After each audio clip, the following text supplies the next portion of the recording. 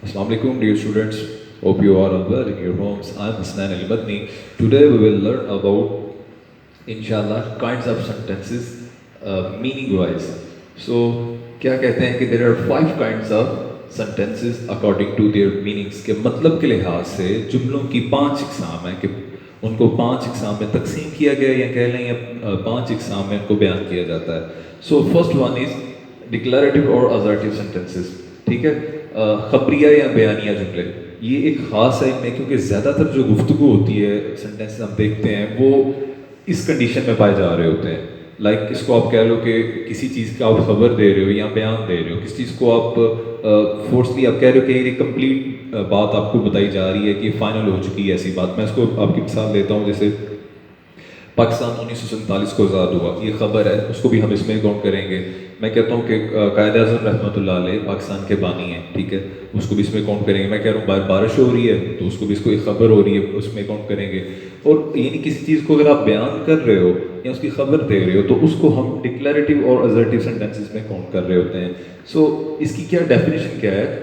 These sentences tell us that some action or incident has taken place or not.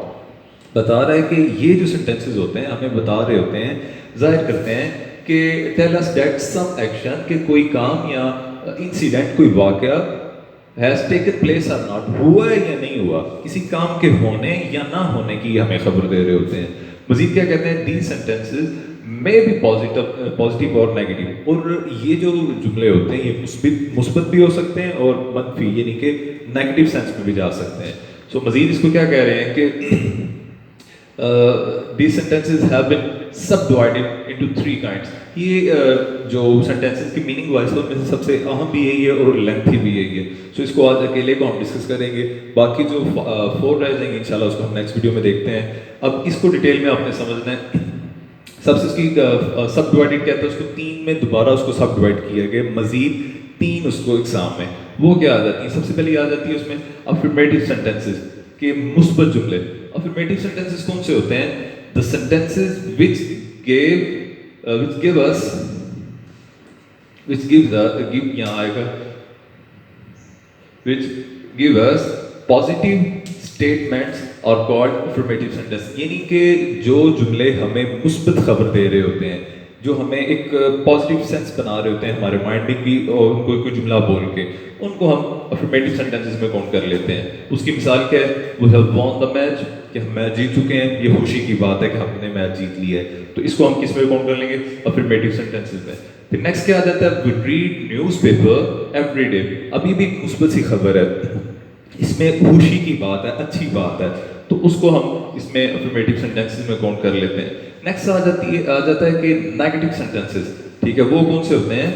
Declaring negation for some task, description और fact और called negation negative. यानी कि declare करते हैं ऐलान करना, और नेगेशन का मतलब होता है नफी करना.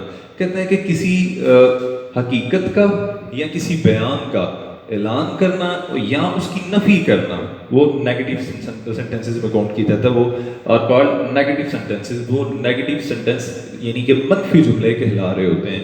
क्या कहते हैं? कि जिसमें किसी बात का इनकार किया जाए या उसको मनफी पहलू में रखा जाए, तो उसको हम इन जुमलों में काउंट करते हैं. उसकी एग्जांपल्स क्या हैं? The sun doesn't rise in the west, कि जो सूरज है वो मगरिब से नहीं निकलता, तुलू नहीं होता. जाहिर सी बात है. अब ये स्टेटमेंट क्या होगी? नहीं में जा रही है, डजंट आ गया, ठीक है, तो उसको हम किस में? नेगेशन में काउंट कर रहे हैं. नेक्स्ट क्या आ जाता है? उसकी एग्जांपल और क्या है? We do not help the poor, हम गरीबों की मदद नहीं करते, जो कि बहुत सच भी है कि हम मदद नहीं करते. सो इसको हम किस में काउंट करते हैं? इसको भी नेगेटिव सेंस में. ये देखो ना, नेगेटिव सेंस पैदा कर रही है, डू नॉट आ गया, नॉट, नेवर, नीदर, ये जो वर्ड्स होते हैं, नो वगैरह, ये आपको पता चल जाता है कि नेगेटिविटी आपके माइंड में इसमें एक होता है एक आम बात करो और उसकी सेंस नेगेटिव जा रही हो, एक वो भी मनफी जुमले होते हैं. और एक है कि उनमें यूज इनका आ जाए ये नेगेटिव वर्ड्स का, लाइक नॉट आगे या नॉर, नेदर या नो वगैरह, ठीक है, तो इस सब से आपको पता चल जाता है कि ये नेगेटिव सेंटेंसेस हैं. अच्छा, ये नेगेटिव सेंटेंसेस की आपको समझ आ गई है. फिर उसके बाद आ जाता है एम्फेटिक सेंटेंसेस, यानी कि ताकीदी जुमले जिनमें जोर दिया जा रहा होता है किसी बात में.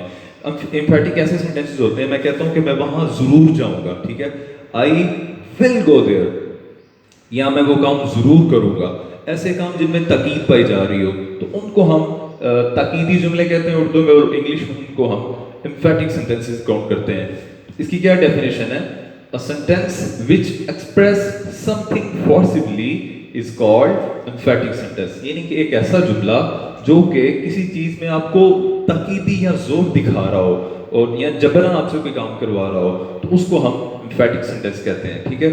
اور اس کی ایگزامپل کیا ہے؟ They shall come here. اب آپ کو ہمیں پتہ ہے کہ آئی اور وی کے ساتھ ہم شل یوز کرتے ہیں, لیکن یہاں پہ دے کے ساتھ ہے, دے کے ساتھ تو ویل آنا چاہیے تھا. لیکن آپ کو آگے ہم سیکھیں گے بھی کہ کل یہ ہوتا ہے کہ اگر کسی چیز کو زور ڈالنا ہو, تاکیدی بنانا ہو, تو اس کا جو میتھڈ ہوتا ہے اس کو تھوڑا چینج کر لیتے ہیں ہیلپنگ ورب کا. تو اس پہ ہم نے ویسے تو ول لگتا تھا تو ہم نے یوز کیا دے شیل کم ہیئر. اس کا مطلب یہاں پہ تاکید ہو رہی ہے کہ وہ ضرور یہاں آئیں گے, ٹھیک ہے. تو یہ ہو گیا. دوسری ایگزامپل کیا ہے؟ شی ڈڈ گو ٹو اسکول. وہ ضرور اسکول گئی تھی, ٹھیک ہے. اب ہونا تھا شی وینٹ ٹو اسکول, کہ وہ اسکول گئی, لیکن شی ڈڈ گو ٹو اسکول اس کا مطلب ہے کہ تاکید دی گئی ہے, زور دیا گیا جملے میں کہ وہ ضرور اسکول گئی تھی. سو یہ ہماری جو ڈکلیریٹو اور ازرٹیو سینٹینسز ہیں, خبریاں یا بیانیہ جملے, ان کی 3 اقسام ہیں جو کہ بہت اہم ہیں.